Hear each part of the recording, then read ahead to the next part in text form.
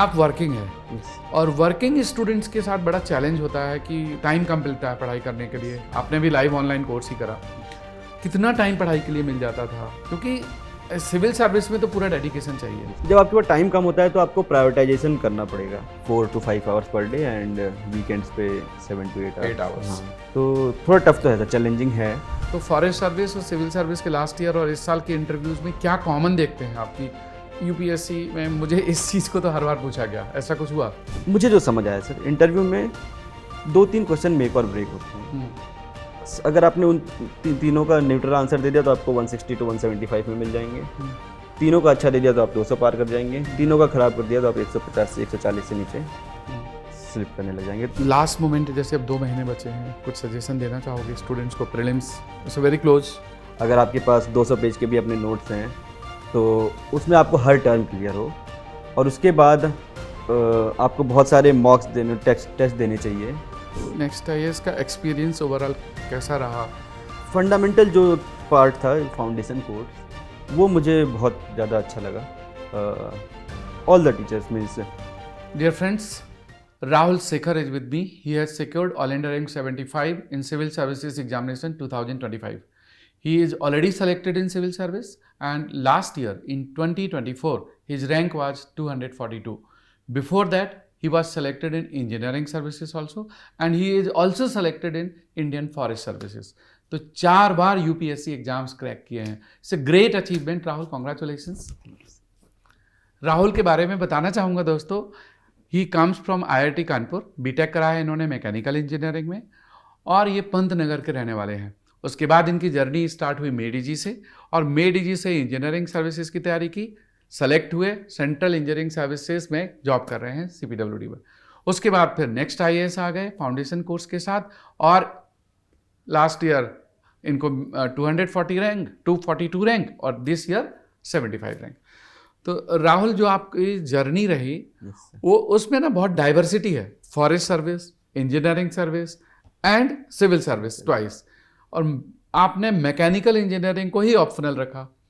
तो बहुत सारे इंजीनियर्स ऐसे हैं जो थोड़ा इस बात को लेकर के डिलेमा में रहते हैं कि should I go for the mechanical और any branch of engineering as an optional.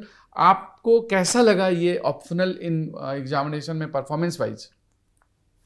Sir, मुझे मेरा पर्सनल परफॉर्मेंस तो हमेशा मैकेनिकल की वजह से ही अच्छा रहा है, जो भी, चाहे फॉरेस्ट सर्विस में हो चाहे सिविल सर्विस में, 3 अटेम्प्ट में। इसमें बस एक कैविएट है सर कि आपको इनिशियल लेबर थोड़ा एक्स्ट्रा करना पड़ेगा बाकी ऑप्शनल से, लेकिन उसके बाद रिस्क रिवॉर्ड रेशियो बहुत आपके फेवर में टिल्ट हो जाएगा। नहीं तो मीन्स जैसा मेरी अंडरस्टैंडिंग है सर, इनकी इवेल्युएशन ऐसा है कि या तो आपको बीच में 16 मिलेंगे या 4 मिलेंगे, तो बीच का रेंज गायब है। तो आपको एक बार वो जो एनर्जी हिल डायग्राम है उसको एक बार पार करना पड़ेगा। उसके बाद मेंटेनेंस कॉस्ट बहुत कम है, कि आपको ये नहीं है कि प्री और मेंस के बीच में आधा टाइम आपको ऑप्शनल में देना पड़ेगा। हो सकता है कि आप 10-20% टाइम में ही ऑप्शनल में अच्छा कर देंगे, बट इनिशियल एक बार आपको वो लेवल अचीव करना पड़ेगा। इंजीनियरिंग में जो खास बात है वो है ऑब्जेक्टिविटी। Yes sir. अच्छा करके आए तो मार्क्स मिलेंगे ही मिलेंगे, लेकिन अच्छा करने के लिए एक बेंच मार्क क्रॉस करना पड़ेगा। तो तैयारी एक लेवल तक लेके जानी ही पड़ेगी। Very good. Coming to the general studies, तो इंजीनियर्स के लिए तो GS एक तरह से बिल्कुल नया रहता है। कितना एफर्ट लगे? Sir, it started with next IAS only. मैं ऑनलाइन फाउंडेशन बैच में था 23 के लिए। आई बिलीव जो फर्स्ट स्टेप है कि कॉन्सेप्चुअल क्लैरिटी का पार्ट वो अच्छा हो जाए, जो कि मेरा फाउंडेशन बैच में हुआ। उसके बाद आप सिस्टम में थोड़ा फास्ट एस्केलेट कर सकते हैं। अगर आपको कॉन्सेप्चुअली वीकनेस है तो आप हमेशा प्री में आपके लॉजिक्स फेल होने लगेंगे। मेंस में आप, ऐसा नहीं है कि अपने आप पॉइंट जनरेट होने लगेंगे, बट एक बार कॉन्सेप्चुअल क्लैरिटी, मुझे लगा कि मैं नोट्स को बार बार रिवाइज करके, और टू बी ऑनेस्ट मैंने कभी लक्ष्मीकांत या स्पेक्ट्रम ऐसी कोई भी बुक नहीं पढ़ी, क्योंकि सर्विस के साथ टाइम कम था और मुझे अच्छे से समझ आ गया था क्लास में सभी सब्जेक्ट्स में। तो थोड़ी हेल्प हुई सर। 23 में मैं मतलब मेंस में मेरा परफॉर्मेंस अच्छा नहीं रहा था, लेकिन फिर उसी नोट्स को बेंचमार्क करके कुछ फिर इम्प्रूवमेंट किया। हाँ, इम्प्रूवमेंट किया, वैल्यू एडिशन किया। तो 24 में things started to come in shape, and I think इस साल थोड़ा और बेटर हुआ। गुड।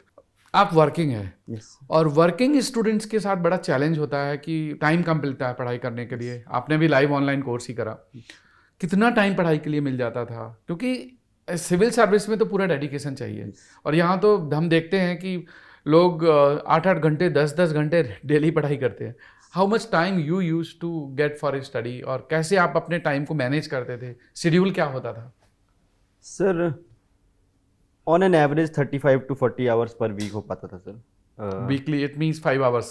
हाँ, 5 वर्किंग डेज में आप 4 to 5 hours per day and weekends पे 7 to 8 आवर्स। 8 आवर्स। हाँ, तो थोड़ा टफ तो है सर, चैलेंजिंग है। एंड मुझे लगता है कि सर थोड़ा जब आपके पास टाइम कम होता है तो आपको प्रायोरिटाइजेशन करना पड़ेगा। तो जैसे मुझे लगा कि newspaper is not a high ROI thing, तो उसको मैंने नहीं पढ़ा, उन चीज़ों से टाइम काटा। आपने न्यूज़पेपर पढ़ा ही नहीं नहीं या सर, कम पढ़ा मतलब? नहीं कभी नहीं पढ़ा। नहीं पढ़ा। तो करंट अफेयर्स के लिए लोग बोलते हैं नहीं, इंडियन एक्सप्रेस पढ़ो, हिंदू पढ़ो या फिर मिंट पढ़ो। वो ठीक, मैं समझ गया था मतलब कि वो तो है, लेकिन उसकी जो कॉस्ट देनी पड़ेगी, मतलब वो क्लास नोट से ज़्यादा इंपॉर्टेंट नहीं है। या so you relied on the class? Yes sir. तो मुझे लगा कि फिर जैसे फैक्ट बुक्स आती हैं नेक्स्ट IAS की सर, और प्रीलिम्स से पहले तो आपने वो मल्टीपल करंट अफेयर्स क्लासेस चलती थी, CAP के करंट अफेयर्स फॉर प्रीलिम्स। हाँ, वो वहाँ से जितना मैनेज हो पा रहा था। Yes sir. तो ये कई स्टूडेंट्स को ना ये अननेसेसरी फियर रहता है कि न्यूज़पेपर नहीं पढ़ेंगे तो एग्जाम नहीं कर पाएंगे। मतलब डुएबल है, आप कोई भी सोर्स लो, अच्छे से पढ़ो। आप न्यूज़पेपर नहीं पढ़ पा रहे हो, टाइम नहीं दे पा रहे हो, तो आप क्लास को अच्छे से फॉलो करो, रिलीजियसली क्लास को फॉलो करो। गुड। और प्री के बाद जब हम मेंस में जाते हैं, लेकिन प्री में एक और पॉइंट मेरा है यहाँ पर कि वो 2 घंटे जब पेपर अटेम्प्ट कर रहे होते हैं, वहाँ पर एक तो नर्वसनेस और जो स्ट्रेस होता है कि मुझे अच्छा करना है, दूसरा स्पीड, एक्यूरेसी और राइट अटेम्प्ट कि अटेम्प्ट टोटल कितना होना चाहिए। इस पर थोड़ा बात करते हैं कि क्या अप्रोच रहती थी आपकी उस 2 घंटे में? सर, मैंने तो ये माना था कि 100 इज़ द बेस्ट अटेम्प्ट। तो मैं तीनों सारे अटेम्प्ट करके आना है 100 ऑफ 100। ये सर 3 साल 3 बार मैंने सारे अटेम्प्ट किए। मतलब सर बेसिक मैथ्स अगर हम देखें कि 4 को मैंने आंख बंद करके मारा तो एक सही होगा, 3 गलत, उसमें भी नेट 0 मिल रहे हैं। बट ये आंख बंद करने से तो अच्छा ही होगा मेरा लॉजिक। मुझे लगा कि मैंने अगर 1 साल पढ़ाई की है, 2 साल, तो नेट तो पॉजिटिव देके ही जाएगा। एंड ये हमेशा ही देता है सर। उसको मैंने मॉक टेस्ट मतलब प्रैक्टिस टेस्ट में कर लिया था कि अगर मैं 80 अटेम्प्ट कर रहा हूँ, मैं आखिरी 20 को अगर ये अटेम्प्ट करता तो हमेशा नेट पॉजिटिव आता है सर। तो वो आपने गेज कर लिया कि भाई हम अगर थोड़ा कॉमन सेंस अप्लाई करके अटेम्प्ट करेंगे तो नेट पॉजिटिव आएगा। हाँ, तो मीन्स अगर आपने 20 क्वेश्चन किए हैं तो यूजुअली 7, 8, 9 सही हो जाएंगे, तो नेट पॉजिटिव 5-7 नंबर मिल गए। और एग्ज़ाम प्रीलिम्स सर कंपोजर का गेम है। आई डोंट थिंक कि उसमें नॉलेज भी ऐसा भी कुछ चेक हो रहा है। इट इज़ प्योर एप्टीट्यूड कि मतलब बियॉन्ड अ बेसिक नॉलेज, उसके बिना तो नहीं हो पाएगा। अगर आपको सारे टर्म्स की कॉन्सेप्चुअल अंडरस्टैंडिंग है, उसके बियॉन्ड एक एप्टीट्यूड का टेस्ट है कि क्या ये बाइंडिंग कमिटमेंट होगी या नहीं होगी, मतलब क्यों कोई, अगर आप थोड़े से लॉजिक्स और एप्टीट्यूड लगा सकते हैं तो इट गेट्स ईजियर। गुड। दोनों साल के इंटरव्यू में, और आपके तो 3 इंटरव्यू हुए इधर UPSC के और एक वो इंजीनियरिंग सर्विस वाला, तो फॉरेस्ट सर्विस और सिविल सर्विस के लास्ट ईयर और इस साल के इंटरव्यूज़ में क्या कॉमन देखते हैं आपकी? UPSC में मुझे इस चीज़ को तो हर बार पूछा गया, ऐसा कुछ हुआ? Yes sir. सर्विसेज, जो लोग सर्विस में होते हैं उनके लिए सर्विसेज मतलब हाँ, वो उस पर हमेशा ही आता है सर। करंट अफेयर्स मुझसे कभी नहीं पूछा गया, क्योंकि अगर आपके डैफ में टॉकिंग पॉइंट्स हैं तो they prefer not to go for current affairs, क्योंकि वो बाकी लोगों से पूछ सकते हैं जिनके डैफ में उतने सारे टॉकिंग पॉइंट्स नहीं है। तो मेरे तो हमेशा ही डैफ से हुआ सर, ऑलमोस्ट एंटायर। क्योंकि CPWD से हर गवर्नमेंट ऑफिशियल का कनेक्शन होता ही है, क्योंकि पूरे सर्विसेज मेंटेन कर रही है।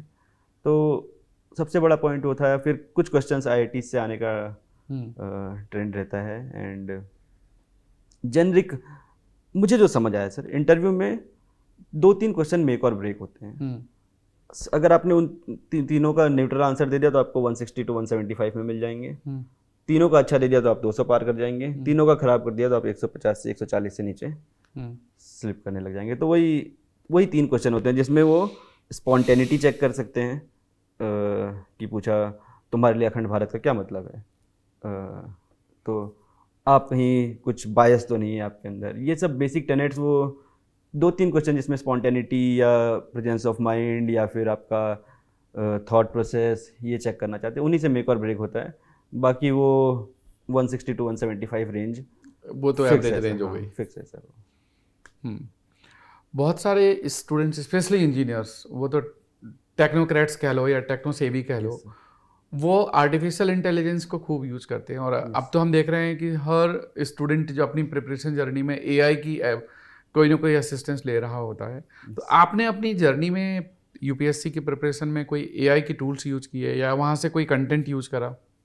यस सर, मैं 2-3 चीज़ों में मुझे बहुत बेनिफिशियल लगा। फर्स्ट इज इंटरव्यू में बहुत ईजिली मतलब आप डैफ के क्वेश्चन जनरेट कर सकते हैं और उनके आंसर्स भी जनरेट कर सकते हैं, सिचुएशनल क्वेश्चन जनरेट कर सकते हैं। Second is SA sir. SA में topics don't get repeated but themes keep on getting repeated. तो उन थीम्स पे आप एसए जनरेट करवा सकते हैं। It can come up with non cliché examples, it can come up with flowery language. so those things also help I think। and बाकी मतलब इस साल मैं इतना डोमेन पे लिमिटेड रहा। गुड। और लास्ट मोमेंट, जैसे अब 2 महीने बचे हैं, कुछ सजेशन देना चाहोगे स्टूडेंट्स को? Prelims is very close. Focus on मतलब not on the width of the resource but on the getting. आपको हर टर्म्स का कॉन्सेप्चुअल क्लैरिटी हो। जरूरी नहीं है कि आप लक्ष्मीकांत 1500 पेज की पढ़े ही पढ़ें। अगर आपके पास 200 पेज के भी अपने नोट्स हैं तो उसमें आपको हर टर्म क्लियर हो। और उसके बाद आपको बहुत सारे मॉक्स देने, टेस्ट देने चाहिए, बिकॉज तभी आप एक स्वीट स्पॉट डेवलप कर पाएंगे कि ठीक है 50 मिनट हो गया, मैं एक फर्स्ट सेट ऑफ गोले भर लेता हूँ। या फिर कैसे आपके लॉजिक्स फेल हो रहे हैं, या फिर कब आपका पार्शियल नॉलेज आपको अच्छा मार्क्स दे के जा रहा है, तो आप उसको स्ट्रीमलाइन कर पाएंगे। तो I think for thought process या उस बिल्डिंग अप प्रोसेस के लिए आपको बहुत सारे टेस्ट देने चाहिए। And PYQs can be very helpful. आप उससे लैंग्वेज डिकोड कर सकते हैं कि जब भी 2 स्टेटमेंट्स को ऑल दो बट से यूपीएससी कनेक्ट कर रही है तो वो स्टेटमेंट गलत है। तो ये सब चीज़ें आप डिकोड कर सकते हैं उससे। तो दिस थिंग्स ऑल्सो हेल्प्स। और लास्ट में मेरा क्वेश्चन है कि आपकी जर्नी जो मेडीजी से फिर नेक्स्ट IAS की तरफ आई, तो नेक्स्ट IAS का एक्सपीरियंस ओवरऑल कैसा रहा? कहाँ कहाँ आपको लगा कि आपको ये अप टू योर एक्सपेक्टेशंस था या कहाँ पर नहीं था? सर फंडामेंटल जो पार्ट था, फाउंडेशन कोर्स, वो मुझे बहुत ज़्यादा अच्छा लगा। All the teachers means Ayaz sir, Vibhas sir, Neeraj sir, बहुत अच्छा क्वालिटी था। मुझे तो उस पार्ट में बहुत ही सेटिस्फैक्ट्री था सर। और मैकेनिकल की टेस्ट सीरीज़ है अच्छी सर, मतलब और तो कहीं अवेलेबल ही नहीं है। ऐसा कोई फील्ड है नहीं जहाँ पे मतलब ऐसा पिन पॉइंट कर सकूँ कि कुछ कमी था। बाकी मुझे इन जनरल काफ़ी अच्छा है सर। और इन्वायरमेंट बहुत कॉर्डियल है कि मतलब रिसेप्टिव है कि अगर आपको प्री और मेंस के बीच में किसी चीज़ की नीड है तो आसिफ सर कॉल पे आपसे डिस्कस करते हैं। तो इन जनरल पे thank you Rahul and wish you congratulations once again and to your whole family. And this was discussion with Mr. Rahul Sekhar, All India rank 75, and last year also he was selected in 2024 for civil services with All India rank 242, selected in forest service, selected in engineering services. Many achievements.